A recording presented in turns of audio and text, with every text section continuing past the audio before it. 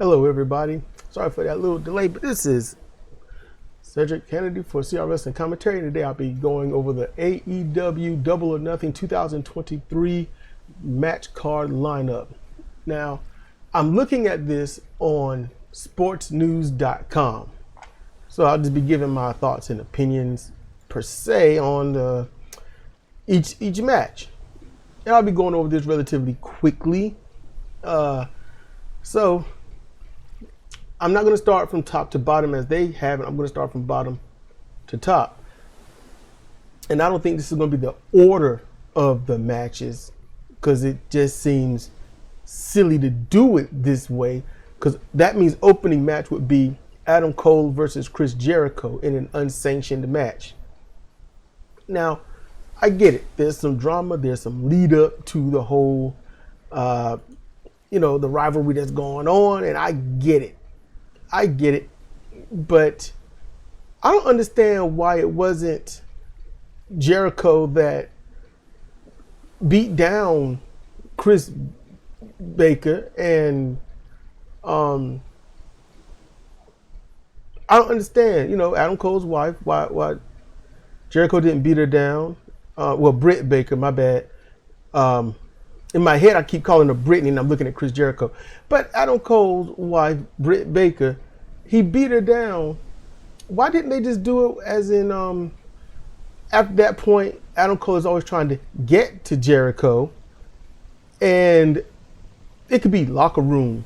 It could be the car or whatnot. And he keeps getting foiled by the Jericho Appreciation Society. Anna Jay's a part of that. Britt Baker could be trying to get revenge on her. And it's a continued thing that would build up, I guess, the go-home show, if there's a such thing. Because the go-home show initially was you've been wrestling almost every single night. And then you go-home show, which they wouldn't announce it like that, but that's supposed to be where you go home for the week or maybe week and a half. And you just kind of work out, you rest your bones, you heal up so you can give the best match possible at the pay-per-view or the big event or whatnot it's going to be. But they could have done that, ended up with a mixed tag match where they fight each other, and then the match ends in a DQ where the JAS attack Cole and Baker and beat them down. And, they issue the match that it's going to be, which would be an unsanctioned match, or better yet, a cage match where there can't be any interference. I don't know why they didn't do it that way. No interference. The JS does try to get down there, but in this match, Adam Cole has to win. That's just how I see that. Adam Cole has to win. Jericho's going to lose again because Jericho believes that if you beat him, then you are a made person. Not unless they do have a stage 2 for all of this, and then Adam Cole does lose in a messed up way, and it furthers and goes into maybe what I was talking about. Who knows? Next match is Ethan Page and the Guns, which I forgot all about the Guns. I forgot they were even there. I literally forgot. Austin Gunn and Colton Gunn versus, and I didn't even know it was called this, but the Hardy Party. Jeff and Matt Hardy and Isaiah Cassidy. I don't even know where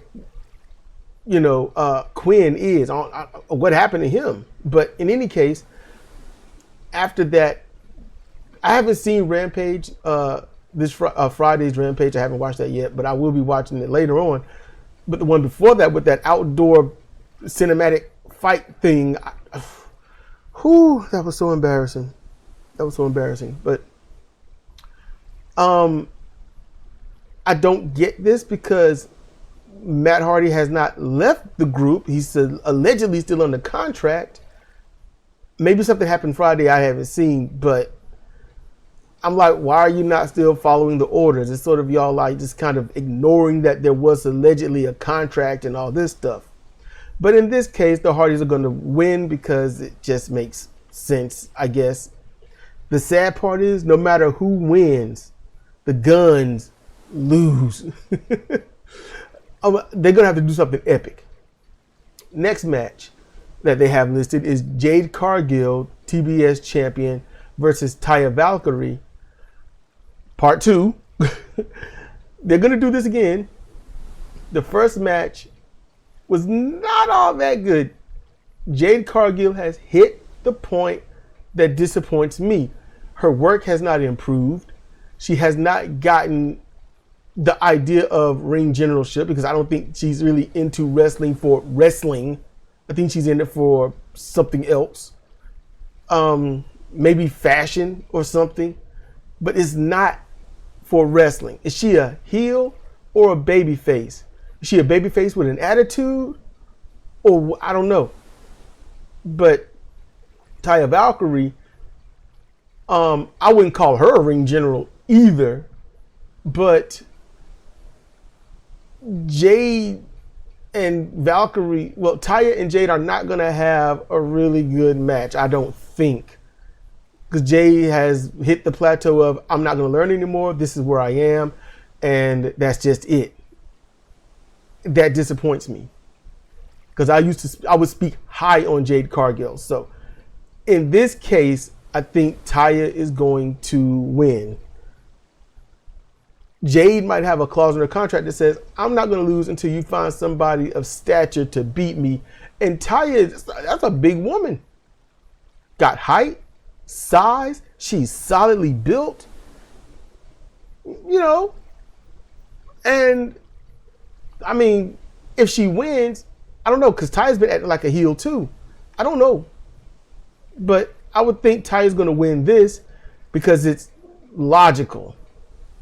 If the babyface, which would have to be Taya at this moment, if she loses, then that means what? Because then who's going to beat Jade?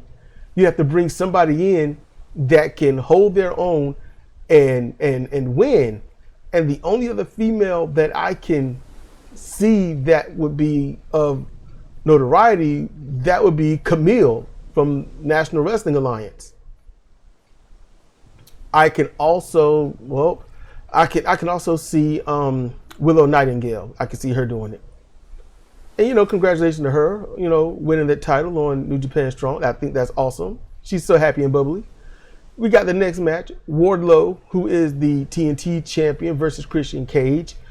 I don't like the build up to this at all, but the winner of this is going to have to be Christian Cage, because Wardlow as champion isn't completely bad, no, but there's no one really after him. And Christian is, let's just go on optics, he's the boss of Luchasaurus. Christian is a ring general. Christian knows exactly what he's doing, and he knows how to run matches.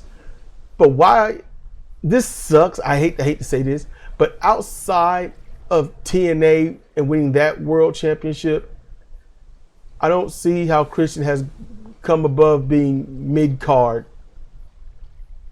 Christian's damn great. And he's presenting himself amazingly.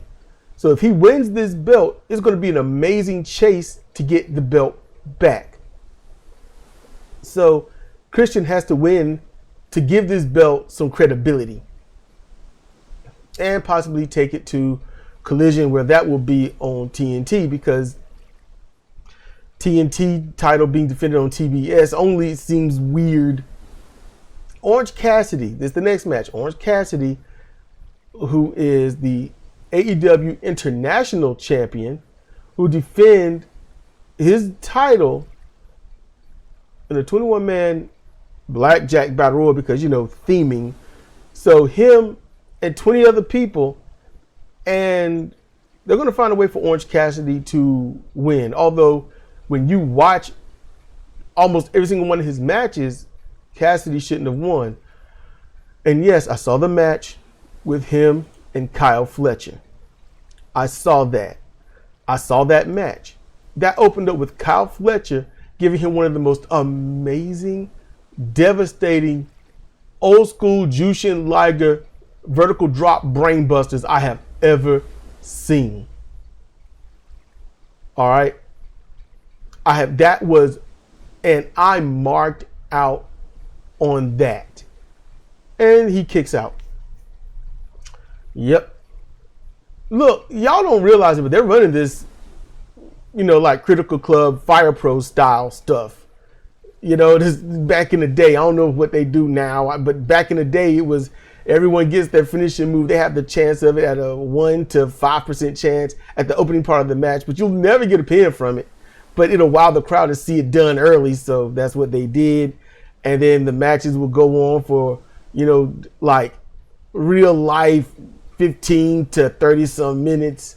So in game, that'd be 30 to 40 some minutes before there's a victor busting out every single legit finishing move and kicking out of everything. And then someone just eventually just says, I can't deal, and I just stay down. So that's what AEW does. And they got Orange Cassidy running that phenomenally. Like I said, I don't know how things are today. I don't. But when it comes to that style of gaming wrestling, but that's how it was when I got started, like 6 years ago, something like that. So that's how that was. Next match, we've got FTR. So, family, tequila, and wrestling, which I like that. But formerly the Revival, or F the Revival, which Dax Harwood and Cash Wheeler, which they are the AEW World Tag Team Champions, and they'll be going against Jeff Jarrett and Jay Lethal. Okay, that team. And Mark Briscoe is the special guest referee, and they did a good lead up to it per se. The last two outings, especially the last one that I saw with Mark showing that I'm not on either one side, and I thought it was funny when Mark grabbed Jay Lethal by the head.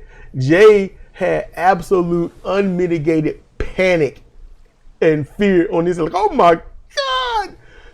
And and he's like, I love you, man, but I'm tired of this bullshit. Mark made sure, and I don't know if this is leading up to something, but he shoved Karen Jarrett aside, knocked Jeff Jarrett down, punked Sanjay Dutt, who used to be like one of my favorite wrestlers, and now, yeah. And he spoke to Jay Lethal. Before that, they had FTR, well, at least Dax, act more like a heel. Yeah, it is what it is. Be a man. I'm sorry. Shake my hand. What? The most backhanded apology with a wet noodle wrapped around his hand. All right? That's what that was. That's what Dax did. Wrap a wet noodle around his hand and back smack Mark Briscoe with that. And so Mark smacks him. It's like, I'm just doing to you what you was verbally doing to me. Don't feel good now, do it. So I like that. I just didn't like everything leading up to that juncture, but that might be an entertaining match. We'll see. I predict, I don't know if I said it, but Orange is going to keep his belt. I think this right here, because of the way these two teams are, I can't really call a winner. So let me just say this.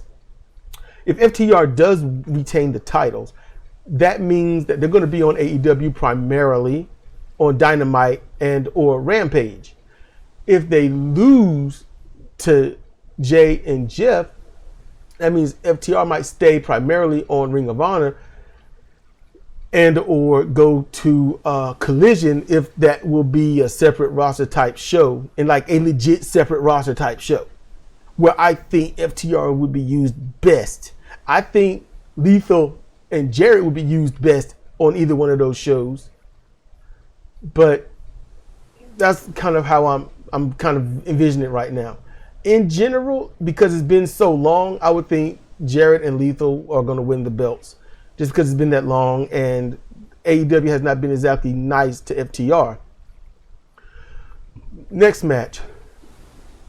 This is Jamie Hayter, AEW Women's Champion, versus Toni Storm. Jamie Hayter, she's probably going to lose. She ain't been on TV for a while. Maybe she's too injured, too hurt, or they got plans. But after she won the women's title, Tony Khan sitting next to her was just talking about, I might take it from interim and just disband it or something like that. And I'm like, whoa, dude, there's your champion right there. Wow. Right there next to you. And Jamie Hayter, people love her. They love her. She turned babyface naturally. She was a heel. People hated her. But then they started seeing through her. And that is a good thing because they were seeing how she can work in that ring. She's got roughly the total package. She can put on a good promo. You can see her expressions and they don't look so wild in the ring. You know, they're way above Ruby Soho level of stuff. Ruby Soho don't have much emotion in that ring, but then you kick out of her move and she's got the face on her like she done had electrodes hooked up to her heart at 5,000 volts, you know, so. And that's the only time you get anything out of Soho facially, you know, to see if something's happening good or bad. Jamie Hayter, she's all over the place in terms of doing everything right. People love that. I love that. Toni Storm, she can deliver a really good match. She can deliver a decent to really good promo. It's going to be a great match, and I think they're going to have Toni Storm win, although they shouldn't.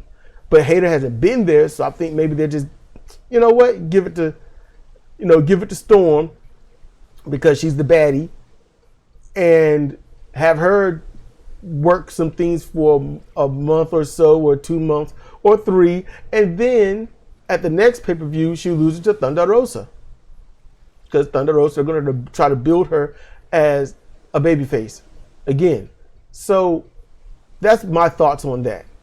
Next is the Elite, Kenny Omega, Matt Jackson, Nick Jackson, and Hangman Adam Page versus Blackpool Combat Club's Bryan Danielson, Jon Moxley, Claudio Castagnoli, and Wheeler Yuta in an Anarchy in the Arena match, which is going to be their probably Double or Nothing flagship brutality match, where it is going to be hijink after hijink. They're going to try to make it look legit and painful, but it's going to come across as comical. It's not going to look serious. It's going to be the Young Bucks doing all the stuff that they normally do. They're going to a stance. They're going to be talking trash. They're going to be laying out super kicks instead of punches because they can't punch for crap. It's going to be a regular, normal match from the Elite, and it's going to be the normal, regular match from Blackpool Combat Club. And normally when you get those two things mixing together, those two different styles of any opponent, you kind of want to see that clash. You know, and it looks like a struggle and a fight, but it's going to look comical, and it's going to be a lot of bleeding from probably everybody. But it's not going to look good. The only one that's going to look good in terms of the amount of blood is going to be Moxley. That's about it. Danielson might join. I don't know. But who's going to win this? To be honest with you, it needs to be Blackpool Combat Club because they present themselves as fighters. They present themselves as wrestlers. They present themselves as a damaging unit that can't be beat. They present themselves as best as they can as legitimate combat unit. That's it. And so it just seems right that they win, but the Elite is seen as the babyface, just not good baby faces because they got nothing but heel antics. So if you want the babyface to close it out on this rivalry, then the Elite will win with somebody doing something crazy somewhere in the end, in the ring, with the mats and stuff pulled back and dropping somebody on plain wood or something like that. There's going to be tables, ladders, and chairs involved. So get ready for that. So we get to the main event. All right. We get to the main event. So we got MJF, who is the All Elite World Champion. And he'll be putting this up against in a fatal 4-way, not elimination match, Sammy Guevara versus Jungle Boy Jack Perry versus Darby Allin. And Any one of them can pin any one of them and MJF lose his belt without ever being beat. Okay. I'm going to say this. Hopefully I can wrap this up quickly. MJF is great in terms of chasing the belt and defending the belt. Promos and other stuff, great. However, a promo that one can give is also only as good as his opponent. MJF has not done the best promos because he doesn't have opponents that he can really promo against. They did high school level, I don't like you, but I like this, and these things are cool, but they're not so cool level of promos. All of them did it. Sammy Guevara wants to act like people hate him for no reason, but they forget about the whole social media thing of, hey, my current wife had a man that she was cheating on him with me. And that's how he was getting down. She left him. He divorced her. She married me. And we legitimately parade that around on Twitter and whatnot, like, haha, we did it, and all of you suck. And everyone's like, man, y'all can go to hell. Y'all leave AEW. We don't want that. That was a moral hatred. And that's why they hate him. And then on listening to the, 1.5 maybe episodes of AEW Access, All Access, he acts like he don't know. And if he don't know, then that man is dumb. You got to be a flaming idiot to not know why. So he's trying to do the babyface thing, even in his hometown. That's like America's Got Talent or any other thing or whatnot, and they sing a church song. They ain't gonna boo it, but they ain't gonna cheer it either. It's like, this person can't sing, but they're singing about Jesus and God, and you know what? Yay, yay! That's the best Sammy Guevara got. That's the best he's ever gonna get. People don't like him. You know, if Sammy wants to be a legitimate babyface and loved, he's gonna have to come out and say, okay, guys, I get it. I understand why you all hate me. That was a long time ago. And when pursuing love, what am I supposed to do? Just, I want you, I love you, I need you in my life, but, well. And then she's like, I feel the same way. I'm going to stay with the one I don't like. You know, be honest, be accountable and say, look, we made things erroneous in front of you, but we want to do right. Please give us the chance to do right. You know, something instead of, yeah, I'm going to ignore that y'all hate us for this. And, you know, sometimes you got to make a few wrong turns to get into the right direction. And that's what, and fans like, yeah. Jungle Boy, he couldn't give a promo if it was on a business card to somebody that needed money. That's just how that goes. There's nothing to work with there. He got moves, but he doesn't have passion. You know, I'm going to leave it at that. Darby Allin, good to great promos. If in there with somebody that can guide him, he has an amazing match. Darby Allin has the best body suicida in pro wrestling. Love it. I mark out for that. We just love that. That flying body block through the over the bottom rope and whatnot. Awesome. If anyone would win this, it would have to be Darby Allin. But Darby Allin he's a defensive type person. He can't win this belt because he's defensive in nature. If somebody comes after him, he's going to be all over it. Got that. But once you are champion, you need to come out and be offensive. I won this belt for these reasons. I have this belt. I'm going to defend this belt. But the problem is the belt is like half the size of Darby Allin. He put that belt on. It's going to be like from his sternum to mid thigh.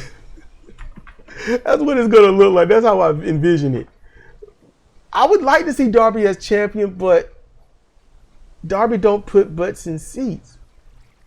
If Guevara, Jack Perry, Darby Allin left AEW, people are like, where are you for about 2 weeks? But seeing the other stuff, they forget about them. I forgot about people. I forgot about Nyla Rose. You know, like where's she been? Mark Quinn, on and off forgetting. You know, people like that, just forgetting them, and it sucks. They haven't been on TV, and MJF, total package of everything you need in a champion. He is legitimately, I can say it, he is this generation's Ric Flair. That's what he is. And Ric Flair, it took him some years to find himself before he became the man. MJF, much younger than Flair was when he found himself, much younger, and he knows exactly where he is, exactly who he is, and why. MJF needs to stay champion. It is rational to keep him as champion because anyone chasing him that's worth their salt, they're certainly going to get the best promos, angles, and anything out of MJF, opposed to Darby Allin, who will have to just get beat on and beat up, and then the pay-per-view he'll defend and win. And people rather see the chance of, is this person going to win it? Oh, they didn't. But man, that was nice. Darby Allin just missing a few things, and then it's like, look, I ain't talking about height.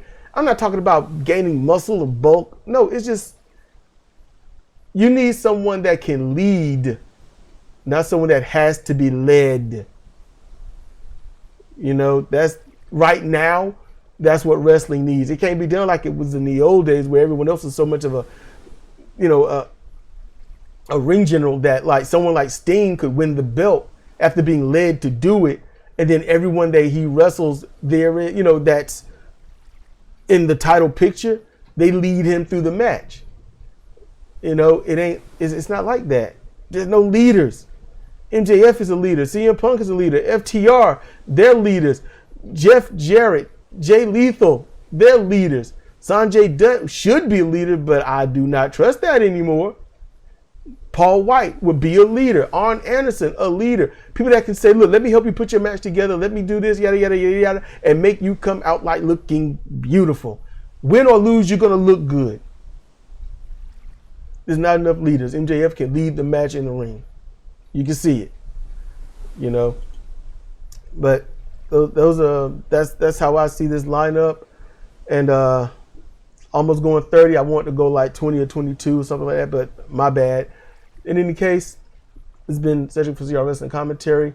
These are my thoughts on AEW Double or Nothing 2023 lineup and match predictions. And with that, y'all stay safe, stay chill. Make sure you check out the podcast for things that we're going to put up there. Eventually, I'm going to start doing wrestling innovations. It's going to be verbal and things like that. You know, who invented what and things like that. Hey, if you can, down there in the description, let me know when it comes to a wrestling innovation, what would you like to know about that move? What would you like to know? Practicalities or things like that? Anything, let me know. I like to be interactive with those that listen. So with that said, see you next time.